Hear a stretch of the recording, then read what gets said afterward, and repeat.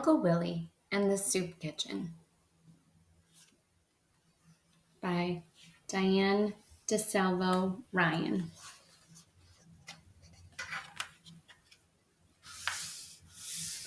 "Talk to me," says Uncle Willie when he picks me up from school. I go down the steps like a house on fire. "Race you to the corner," I yell without stopping. Uncle Willie pretends to wobble on his string bean legs. He makes me laugh so hard that he gets to the corner before I do. While Mom's at work, Uncle Willie's job is to keep an eye on me. This is fine with me, and it's just fine with Uncle Willie. But during the day, while I'm at school, Uncle Willie has another job. He works at the soup kitchen.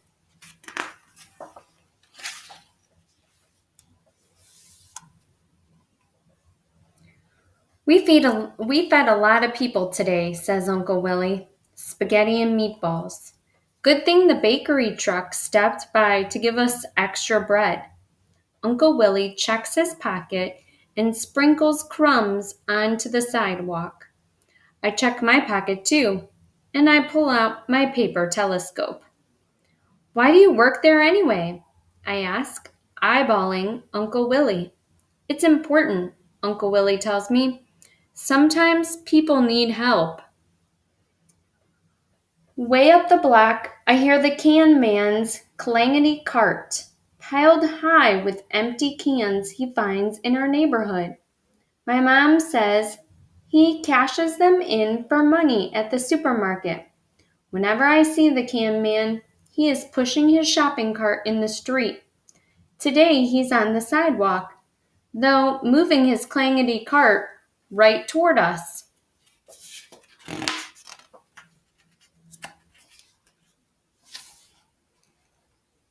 "Let's go," I whisper to Uncle Willie, but I think he doesn't hear me. "How's business, Frank?" Uncle Willie hollers. "One more block and I'm done for the day," the can man hollers back. Uncle Willie picks up an empty can and tosses it into the cart. "2 points for the basket," the can man says. Then he hunches back over his cart to give it one long push. I listen to the sound of those rattly wheels, clankety bump, clankety bump, until they are far, far away. "Since when do you know that can man?" I ask Uncle Willie. "Since Frank came to eat at the soup kitchen," he says. "But why doesn't Frank eat in his own house?" I ask. "Doesn't he have a place to live?" Uncle Willie takes my hand and rocks it high and low. "I never asked Frank where he lived," says Uncle Willie. "In the soup kitchen. You only have to be hungry."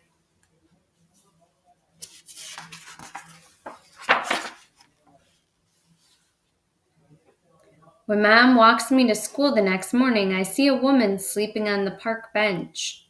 "She looks lonely," I say. I feel kind of sad when I see her. Mom says there's a lot of lonely people these days. That's why I'm proud of Uncle Willie. He is doing something to help.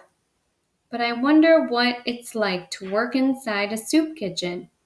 I mean, Uncle Willie goes there almost every single day, and I've never even gone with him once.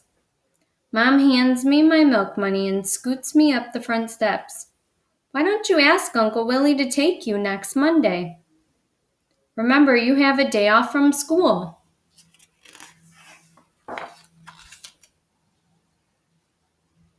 "All set?" asks Uncle Willie, bright and early Monday morning. "All set," I say. I check my pocket and I pull out my telescope. Uncle Willie grabs his cap and stuffs his pockets with bread.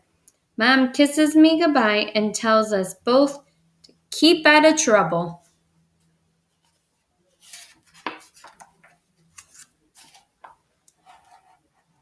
The soup kitchen is not too far from where I live, but it feels like a very long way. We pass my school. We pass the supermarket, the drugstore, the bakery, and the laundry. When we get to Mr. Anthony's meat market, I'm dragging my feet. Let's stop and see if Mr. Anthony has anything for us today, says Uncle Willie. Mr. Anthony's door has a little bell on top that rings whenever it opens. Hello, already, Uncle Willie hollers. Hello yourself, Mr. Anthony says. Have I got something special for you? Mr. Anthony comes out from the back. He hands Uncle Willie a lumpy brown bag. He gives me a brown bag too. Chicken for the soup, Mr. Anthony tells us. Food for a feast, says Uncle Willie. The little bell rings again when the door closes, and I wave goodbye through the big front window.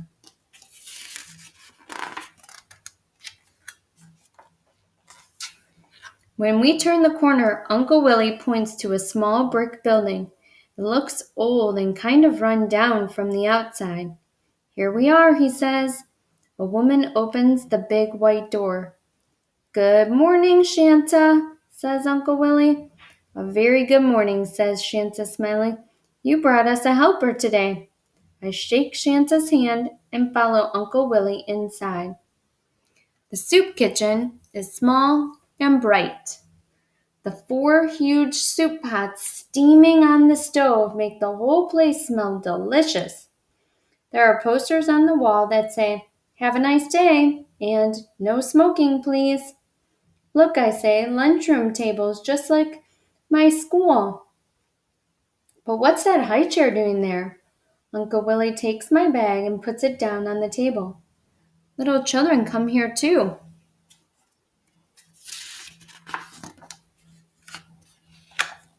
Now let me introduce you all around, says Uncle Willie. First, I meet a cat. This is Underfoot.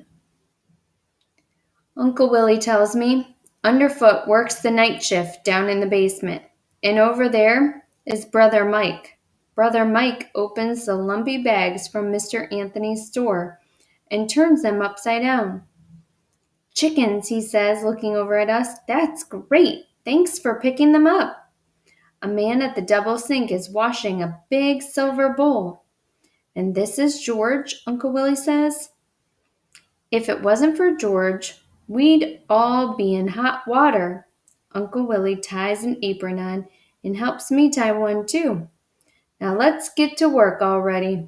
I watch Uncle Willie cut the celery short and skinny and split the tomatoes in 4s. He chops the potatoes and parsley and onions and tosses them into each soup pot. He smiles at me and jiggles a carrot. Perfect! Uncle Willie hoots and finishes off the string beans. Will you help me sort the fruits and vegetables? Shanta asks. The market gave us so much fruit that we can make a salad today. I separate the fruit and put it in the sink to wash. While Shanta slices, I mix the fruit inside the big silver bowl with a wooden spoon. Everything comes extra big around here. George walks over from the sink and opens a really big can of peanuts. He says he wouldn't mind one bit if he had some extra help.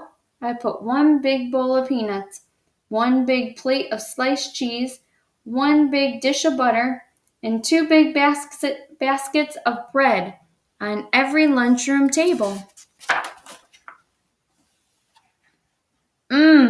I'm hungry, I say, when Brother Mike gives every pot just one more stir. Break time, he says. Help yourself to a bowl of soup. Sit down already, Uncle Willie tells me, and make yourself uncomfortable. I pour a little bit of my soup into a cup for Underfoot. Chicken and vegetable soup, I say, my favorite. I look around at all the empty chairs. But what if there is not enough soup, I ask. Uncle Willie waves his hands. It's just like magic, he tells me. There's always a little bit more. He pulls something out of his pocket. The little clicker will count how many people come here today.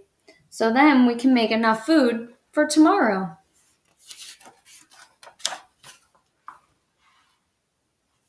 When I'm finished eating, I peek outside and I see a long line of people from the soup kitchen door to the corner. I used to be out there on those lines, says George, but now I'm here helping. I stare out the window and reach for Uncle Willie. Are all those people homeless? I whisper. Is George homeless too? Uncle Willie leans a little closer and says, George rents a room in a building nearby, but some of the people have no place to live. If they're here, they're hungry, and we're here to fill up their bowls. Brother Mike ladles soup, steaming soup, into the bowls and places one on every tray. Shanta dishes out the fruit cups and puts them next to the bowls. When the first trays are ready with soup and fruit, Uncle Willie yells out, lunchtime! We let the big white door swing open, and the first few people rush in at once. The soup is nice and hot right from the pot, hollers Uncle Willie. He says hello to just about everybody who comes in. And how you? Double Jim? Asks Uncle Willie. Double Jim points to his belly and laughs. I'm twice as hungry and twice as big, he says. There are so many people pushing in at once that I can't see inside anymore. Some of the guests try to shake my hand, but I stand stiffly against the door.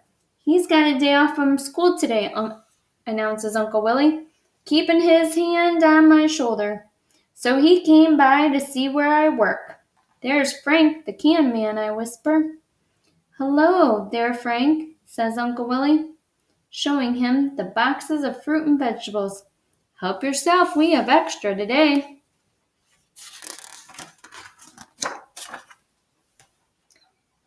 In no time, the soup kitchen is full. Shanta fills up the fruit cups one after the other, while Brother Mike fills up the bowls. All of a sudden, it sounds to me as if everyone's talking at once. People go up to the counter and say, This soup is great. Can I have seconds? You gave her more chicken than you gave me. But I was in line first. We need more bread on our table, please. We want more butter on ours. More cheese on ours.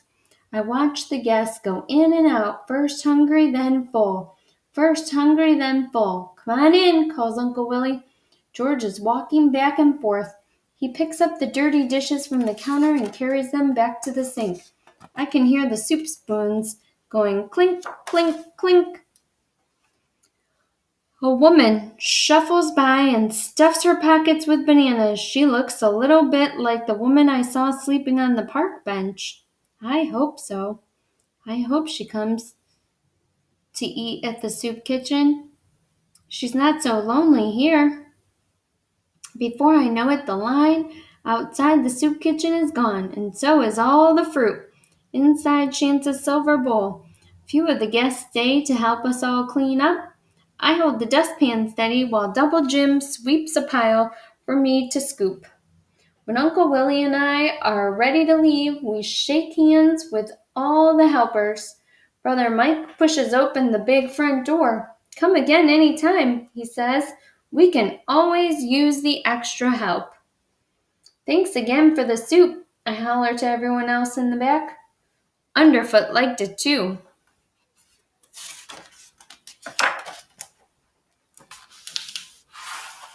On the way home, Uncle Willie shows me the counter.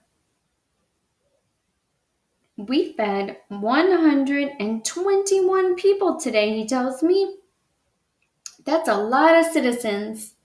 I pull my paper telescope out of my pocket and eyeball Uncle Willie.